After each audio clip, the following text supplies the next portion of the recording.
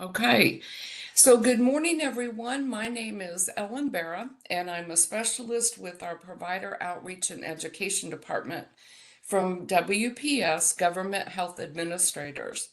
On the call with me today is my friend and colleague, Aline Ziegler, who's going to be watching our chat. She will have some information that she's going to place in there during the presentation, and then she'll be watching that for any of your questions or comments as we go through the presentation today.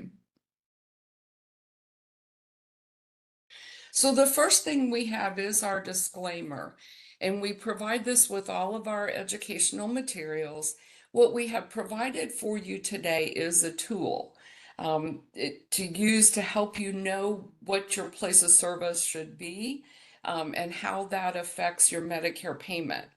Medicare rules, however, do change often. The relevant laws and everything else are located on the Centers for Medicare and Medicaid Services or CMS website.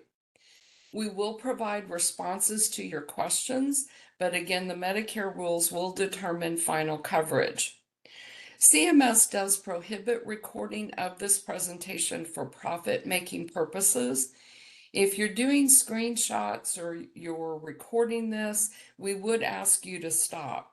We are recording this, and this will be available on our website under the Training Center under Encores.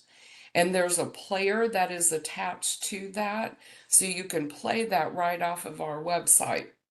We know some offices don't allow you to go to YouTube during using your work computers, etc. In addition to that, though, it will be available on our YouTube channel, and it will be available there until we remove it for some reason.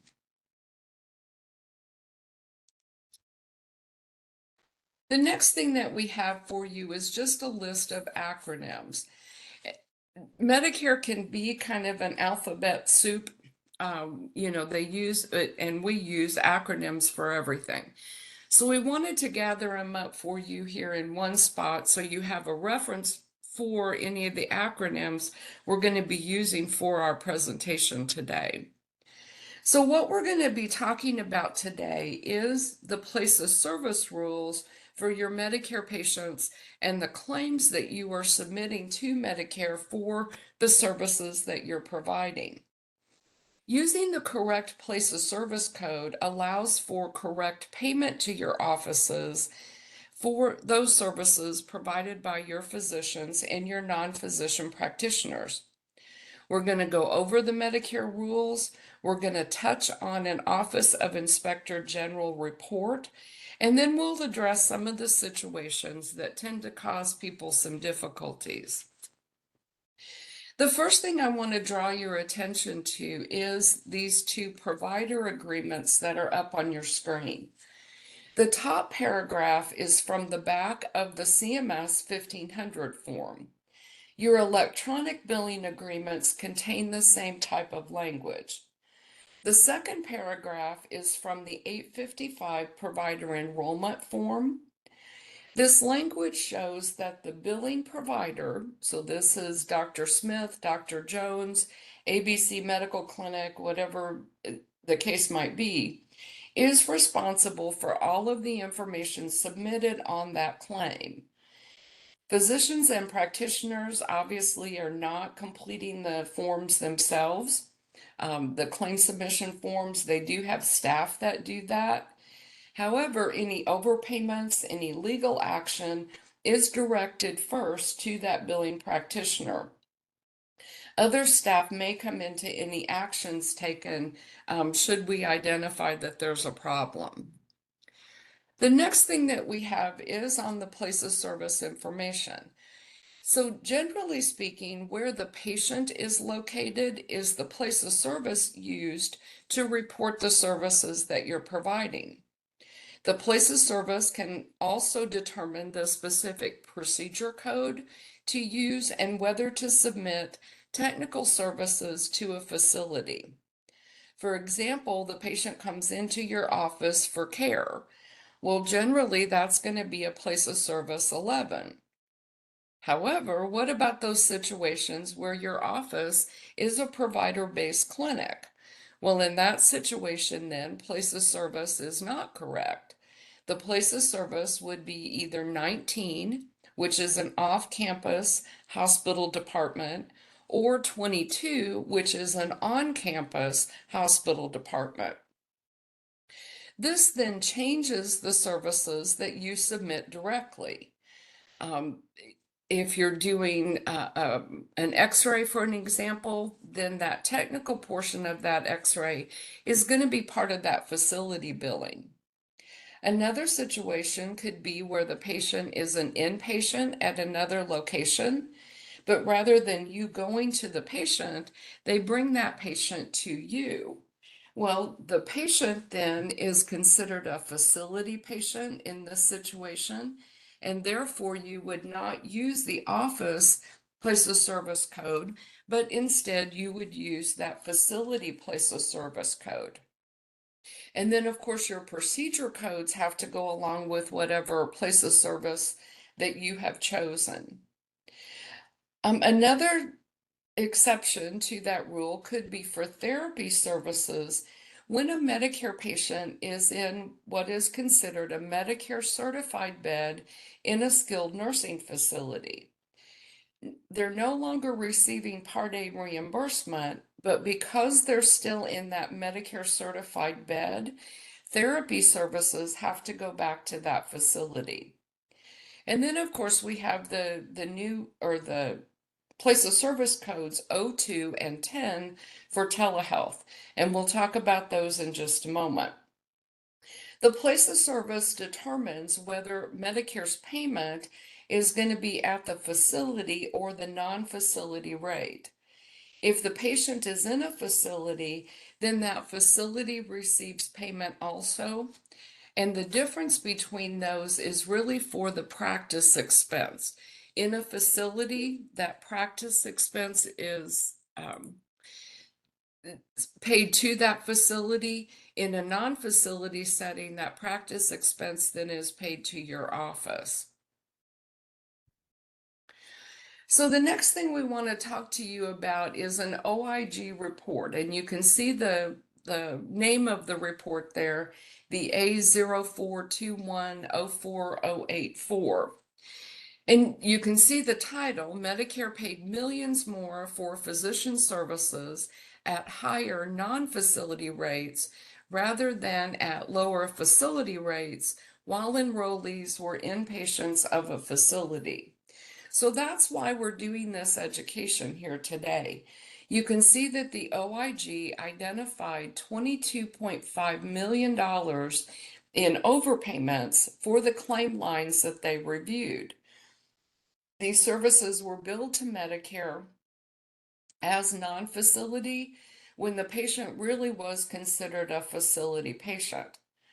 Now, as part of this OIG review, the OIG identified these 1.1 million claim lines that they reviewed, and then they sent that information to CMS, who then sent it on to the MACs, the Medicare administrative contractors, and then the Medicare contractors then recoup that payment from those entities that were paid incorrectly. So the OIG issues that were identified were listed here, and the most common example is using place of service 11 when the patient really is an inpatient. Now you can see there at the bottom of your screen, the patient was an inpatient on the same date of service. Well, that's not simply inpatient at an acute care facility. 21, that's an inpatient, that obviously can qualify. But also when the patient is an outpatient, and you see those listed there, 19, 22, or 23, which is your emergency room, or for a skilled nursing facility stay, which is place of service 31. And keep in mind that the patient may not be receiving Part A reimbursement for those particular dates, but they're still contained within a Medicare certified skilled nursing facility bed. And that, of course, has to do with how that facility is classifying that patient. So if we allow the service at the non-facility rate when the patient really was in a facility, then that means that Medicare has allowed too much. In addition, there are certain services that are not separately payable when the patient is in a facility. This can be billing a global service. Again, we go back to the example of an x-ray within your office. And in a lot of cases, or where it's kind of legitimate that the patient was brought to you, it's because you have equipment that the facility does not have, whether that's an inpatient hospital or a skilled nursing facility for that matter. Well, in those situations, that technical portion of that service must go back to that facility for reimbursement.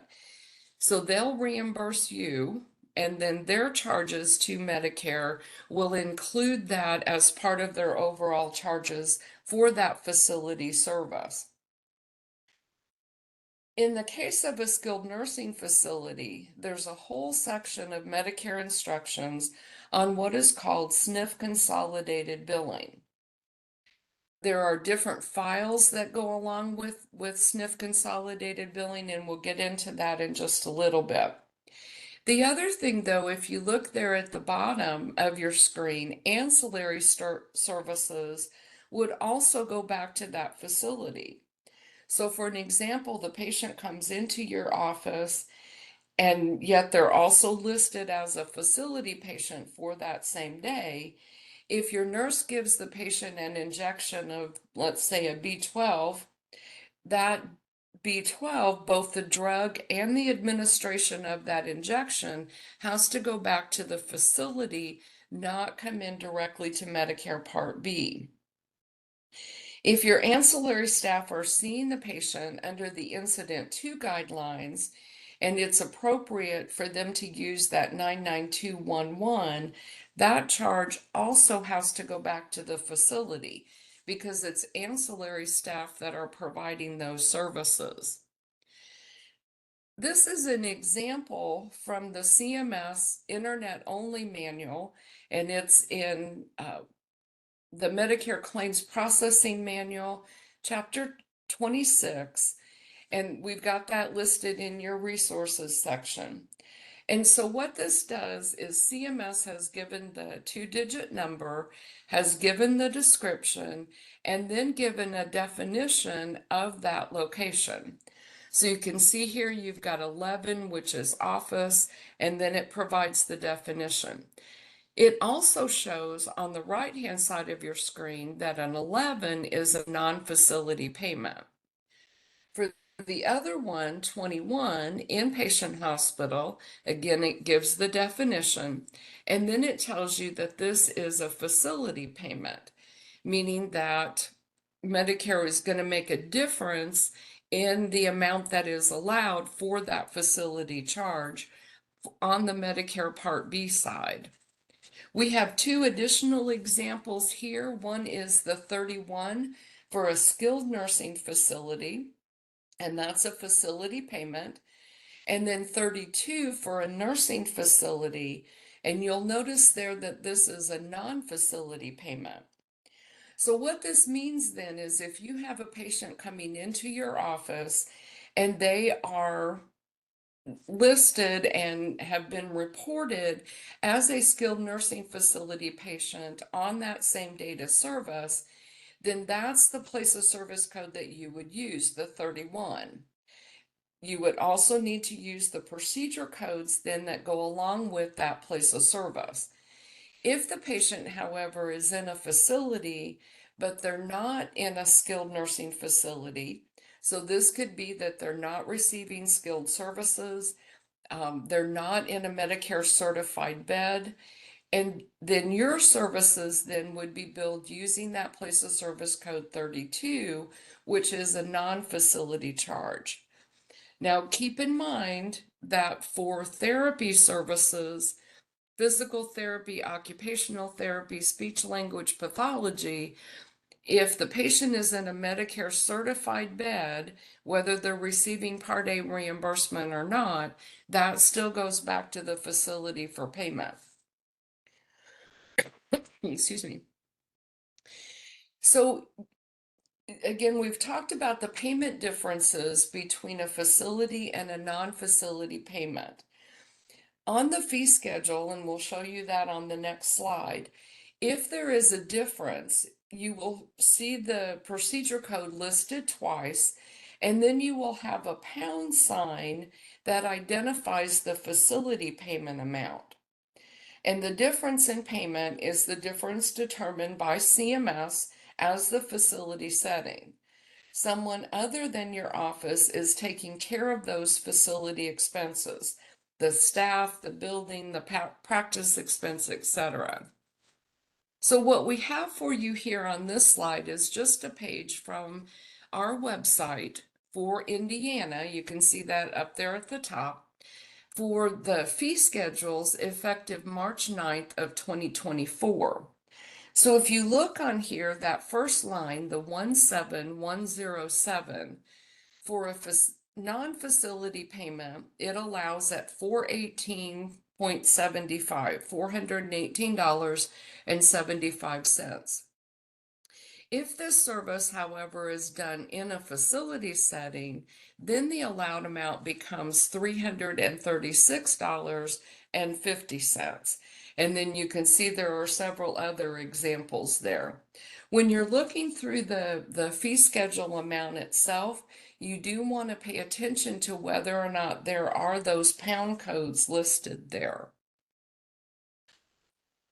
So what happens then when the patient is in a facility and the service comes into Medicare? Well, if the facility has submitted their claim first, then CWF, which is the common working file, it's the CMS files that house all of the patient's claim information. The CWF will instruct the Medicare administrative contractors to deny. And at that point, then you really have to work backwards. You're trying to figure out why we denied it, where was the patient located, etc. However, unfortunately, most of the time, your claim is going to come in first.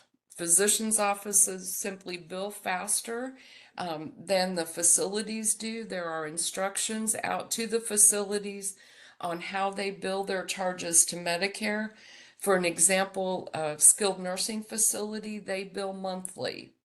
If the patient is in there for more than 1 month, then they wait until the end of the month in order to submit that. Well, so what happens then when that SNF claim, the skilled nursing facility claim, or another inpatient claim comes in? Well, the CWF then notifies the contractor through what's called an informational unsolicited response. That's that IUR. We then set up an overpayment. Your office is notified. And then again, you have to work backwards to figure out what happened and to whom you need to actually submit those charges. You also then need to correct your claim with the changes to the place of service and possibly the procedure code for your professional services. And that's usually applicable to your evaluation and management services or E&M services. You would not use the same procedure code for an office visit that you would for a patient who is residing in a skilled nursing facility Medicare certified bed. In the past 6 months, we've had over 4,000 overpayments identified through that IUR or informational unsolicited response. Obviously, that causes a lot of work for the Medicare contractors to get those overpayments set up, to work those overpayments as they come back in and all that type of thing. It also causes your offices a lot of work in having to determine why we set up the overpayment, how to refund the money, or how to do a clerical error reopening in order to change that claim information to the correct place of service and to the correct procedure code. So you can see here the IUR, just some additional information. It is where the Part A and Part B processing system really talk to each other. They're comparing that patient claim information. The issue is identified. SNF consolidated billing is an example. Correct place of service code usage is an example. Notification is sent to the MAC, and then of course we start the overpayment process.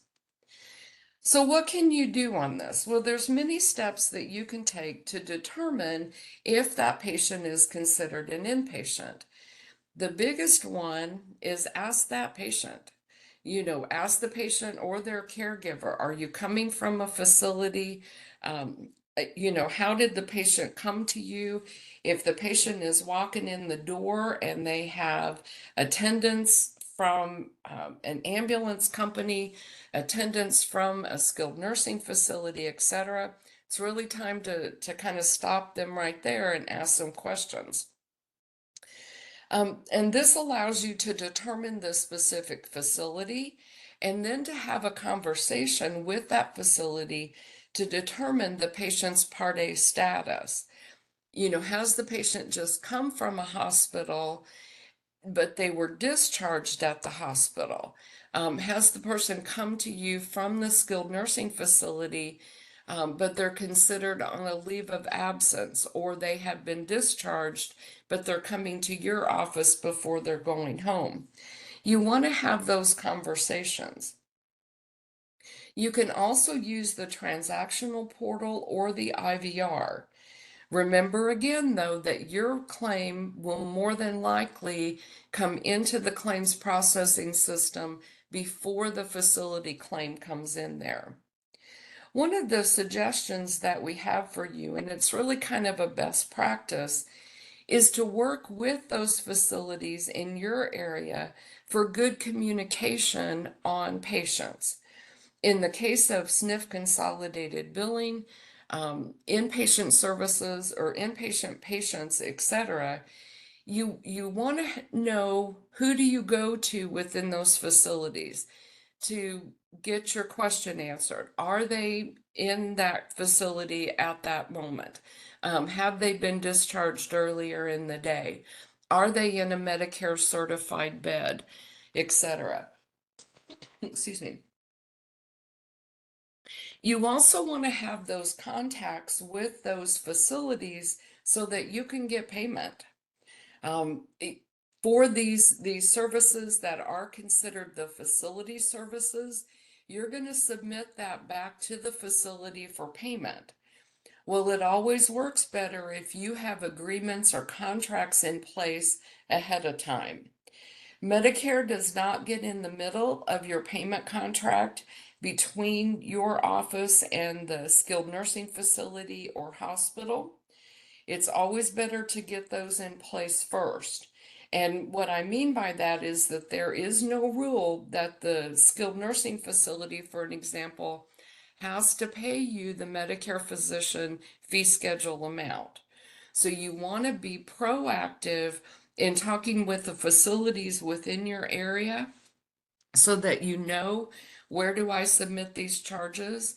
What am I going to get paid for these charges? What is the payment time frame in which I'm going to receive my payment back?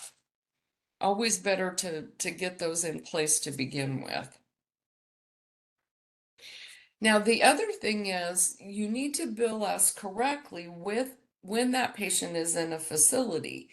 So if, for an example, the patient is coming to you from an inpatient hospital, then you need to use Place of Service Code 21. The CMS instructions on this use the terminology at a minimum, use Place of Service Code 21. But you really want to use the appropriate Place of Service code and then the appropriate procedure codes to reflect your service. So again, for an example, the patient is coming into your office and you're going to provide an evaluation and management service. Well, normally in your office, you would choose the procedure codes, the 99202 to 99205, or the 99211 through the 99215. If the patient really is a facility patient, though, then you need to use those facility category of procedure codes, either your inpatient codes or your nursing facility codes, in order to bill for your evaluation and management services. The services are payable, they just need to be billed correctly to Medicare. In addition to that, what you want to be looking at is your professional only procedure codes for any type of diagnostic testing that you may be providing to that patient. Again, we'll go back to the example of a chest x-ray. Well, a chest x-ray has one procedure code that encompasses both the technical portion and the professional portion. So when you're submitting that to us, the technical portion is going to go back to that facility, and you're going to append modifier 26 to tell Medicare Part B that you're billing for that professional component only. Other procedure codes may have a difference in code. For an example, EKGs have 3 different codes that you can use. The global code, technical only, and then professional only. So you'll simply submit then that professional only procedure code. You do want to submit your charges to the appropriate facility for reimbursement. And again, we've given you the examples: administration of injections, technical components, etc. As we talked about earlier, though, SNF consolidated billing has a whole list of instructions and files and everything else that go along with that program instruction by CMS. On the right-hand side of your screen, we have provided you with just a picture of what those files look like. So the first one there, file 1, is a Part A stay. These are going to be your physician services. File 2 is again for a Part A stay. It identifies the professional components that need to come in with a 26 modifier. File 3 is that Part A stay for ambulance services. And then File 4 is for those services considered therapy or sometimes therapy services. Now, as part of File 1 and File 2, there are services in there that indicate you would still bill Medicare directly for the service in certain circumstances. So you really want to be looking at the SNF consolidated billing rules. We have information on our YouTube channel on SNF consolidated billing that goes into all of the rules and regulations on that. We'll go into each of these 4 files and identify the information that is there. SNF consolidated billing is really kind of too big for us to go into during this presentation. So here are just some consolidated billing examples. If you're doing an injection into the joint, for an example, your professional surgery code is going to come into Medicare Part B on your 1500 or your 837P electronic claim. The drug, however, that you're using to inject into that joint, that's going to go back to the skilled nursing facility. If it's an IM injection, as an example, then both the administration of that injection and the drugs will then go back to the skilled nursing facility. Now, I do have an incorrect term on this particular slide, and it's the language itself is not what CMS uses. And the language I used here was a no pay claim, and that's really not what it's called under the Medicare rules for skilled nursing facilities to submit their claims. Medicare's not going to make payment for it, but it's not called a no pay claim. So in this situation, this is where the patient's skilled nursing facility benefits have exhausted. Medicare can reimburse up to 100 days for a patient within a skilled nursing facility. The skilled nursing facility, though, if the patient is still receiving the skilled services, if they are still in a Medicare certified bed, they continue to submit claims to Medicare. The reason for that is so that Medicare, the common working file, can continue to follow the patient's benefit period that goes along with that skilled nursing facility stay. Now, if the patient leaves that skilled certified bed, then the SNF will no longer submit claims. That's when you change to the location of the patient to that 32 for a nursing facility as opposed to 31 for the skilled nursing facility. Therapy services would continue to go back to that skilled nursing facility if the patient is still in a Medicare certified bed. For other services, you would simply start submitting those back to Medicare Part B. Now we're going to switch gears here just a little bit and talk about telehealth place of service codes. You can see there the place of service codes are 02 and 10. 02 are services provided through telehealth, and this pays at the facility rate. The patient has an originating site. So the patient is going to be in a skilled nursing facility, they're going to be in the hospital, they're going to be at another office that is presenting the patient to you. That's when you use place of service code 02. Place of service code 10 is paid at the non-facility rate, and these are for services provided to a patient in their home. Just kind of an FYI for you also, CMS has published within the last week the proposed rule for 2025, and it reminds providers or reminds people within that proposed rule that services provided in the patient's home for medical services is a waiver. So CMS cannot continue that waiver without congressional action. Now, for mental health services, that has been made permanent. You can continue to provide in place of service 10 in the patient's home. Currently, you can provide services, medical services, in the patient's home.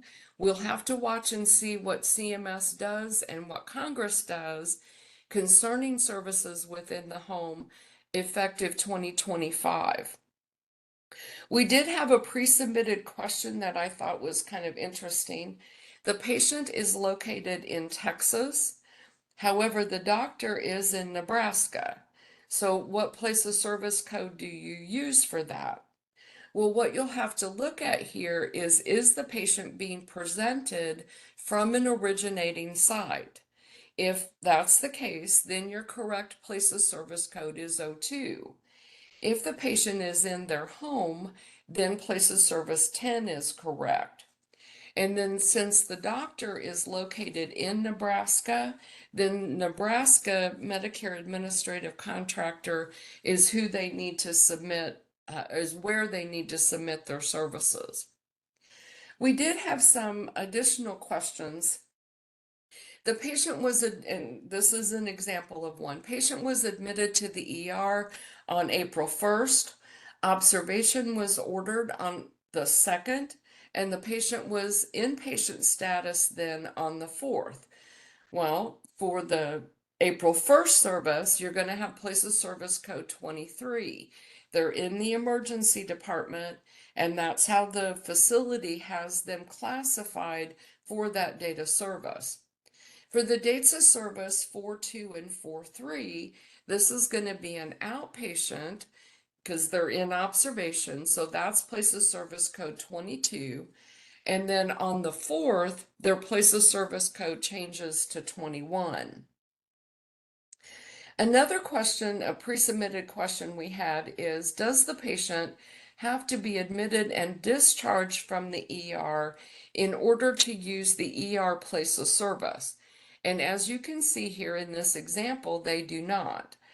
The patient does have to present for care at the ER, and in which case you can use the ER place of service codes and then the ER procedure codes. We do have an upcoming webinar in August on evaluation and management services in the ER, and you can find that on our live events page if you care to register for that. We had another question here concerning labs. So the patient had gone into the hospital as a non-patient, but they were having lab services done. So they weren't listed as an outpatient, weren't an inpatient, they were simply taking advantage of that lab. The patient then had ER services later on that calendar date. So the question was, what do we do with these lab charges? Well, if the lab services were unrelated to the emergency room visit, then that facility is going to submit on a type of bill 141. If those labs were related to the ER charges and the ER service, then it's simply going to be as part of that ER visit. You would not bill those separately. And then services provided in an ambulatory surgical center, technical services, your technical service of an x-ray, your nurse's administration of an IM injection, that type of thing, those are part of the ambulatory surgical center charge. Your professional services, evaluation and management, surgery, etc., those can be billed separately to Medicare Part B. So the next thing that we have for you are the resources. We've got a link for you to that OIG report if you want to take a look at that. This link will take you to not only kind of an overview document of that, but then the actual report itself. We also have links for you to the internet-only manuals that provide instructions on what we have talked about here today. We have information that MLN, that first one, skilled nursing facility billing reference. As representatives of physicians and practitioners, you think, well, why do we need that one? We don't bill for SNFs. This is where the instructions that we talked about in billing the correct place of service code for your professional services, that's where that's actually written. And then we have a link for you to SNF consolidated billing instructions, place of service codes, and then our playlist. Two things real quick before we get into questions. CMS is hosting a National Provider Compliance Conference. This will be a virtual conference on August 7th and August 8th. There are all kinds of different speakers. The Medicare administrative contractors will be speaking on all kinds of topics dealing with compliance. The link on your page here will take you to the agenda for this and then also the registration for this. And then CMS and Noridian are hosting an in-person conference on provider enrollment in August, also the 28th and 29th in San Diego, California. The conference itself is free, and you can use that link for the description and then your registration. So the next thing that we'll do is we'll take questions. We had 2 pre-submitted questions. Well, one of the questions was, what place of service code do you use for mass immunization locations? Well, if you're doing roster billing and you've enrolled with Medicare as a roster biller, then you use place of service code 60. If you're not doing roster billing, then you want to take a look at that place of service code list to determine what matches best to where you're actually giving those immunizations. And then another pre-submitted question is, what do you use for an admit? What place of service code do you use for an admit and discharge on the same day? Well, that's going to be dependent on where your patient is located. If you're admitting them and discharging them from an inpatient status, that would be a 21 for an example. Observation status would be 22. So now we'll go ahead and open it up for questions. If we're not able to get through all of the questions during this time that we have, we will be putting together a document and sending that out to all attendees after we have time to research those questions, etc. Aline, do we have questions? Thanks, Ellen. Yes, we have received a couple questions here, so I'm just going to go in order in which they were received. The first one comes from Kayla, and she said, what does facility versus non-facility mean on the fee schedule? Is the non-facility for physician services, even if they are done in a clinic? The difference in payment really goes back to that practice expense. A practice expense is part of the whole calculation to get to the actual fee schedule amount itself. I have looked at the math. I don't want to do the math in order to get to that. I'm simply going to take CMS's word for it's $427.27. But that's part of what is built into that. So for those services that are provided in a facility setting, that practice expense is not part of that calculation because Medicare is already paying that facility for that patient's care also. So that's where the difference comes in. Next question. Thank you. Our next question comes from Michelle. She says, if a consultation is performed in the emergency department, but the payer does not accept consultation codes, which code set do we utilize to bill the service? That's a very good question. You're going to be using Place of Service Code 23. You're called into the emergency room for a patient who has presented for emergency care. So the procedure codes that you would use would also be the emergency department procedure codes, unless you are admitting the patient either to observation or to an inpatient status, in which case you would use those procedure codes. And again, we have a webinar coming up on evaluation and management and emergency department services coming up late in August. Next question. Great, thank you. Next question, does the patient have to be admitted and discharged from the ER in order to bill place of service ER? If patient seen by surgeon in the ER and taken to OR for surgery, would you bill both CPT codes as 22 for outpatient? If the first one, the patient presented to the emergency room for emergency care, that's a Place of Service Code 23. When that physician takes that patient to the OR, then the determination of whether it's an outpatient 22 or an inpatient 21 will be whether or not there have been admitting orders for that patient. If no one said admit this patient as inpatient and told the facility that, then it would be a 22. Okay, great. Next question comes from Kim. We were always informed to use the office evaluation and management codes with place of service 21 when a patient is coming to our office from the hospital as an inpatient. Maybe it's a difference in payer rules?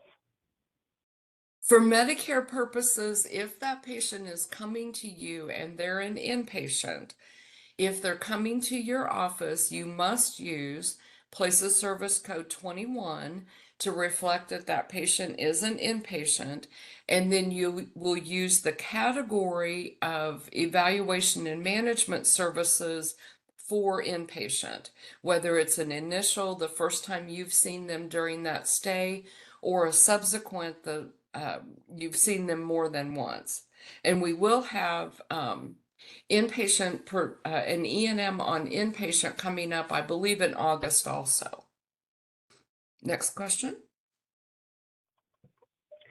All right, I just want to remind everybody, if you have a question related to place of service codes, to put it in the chat, because that is the last question that I see for now. Okay, thank you so much, Aline. And just kind of as a reminder for you guys, the importance of this is really the cost to your offices.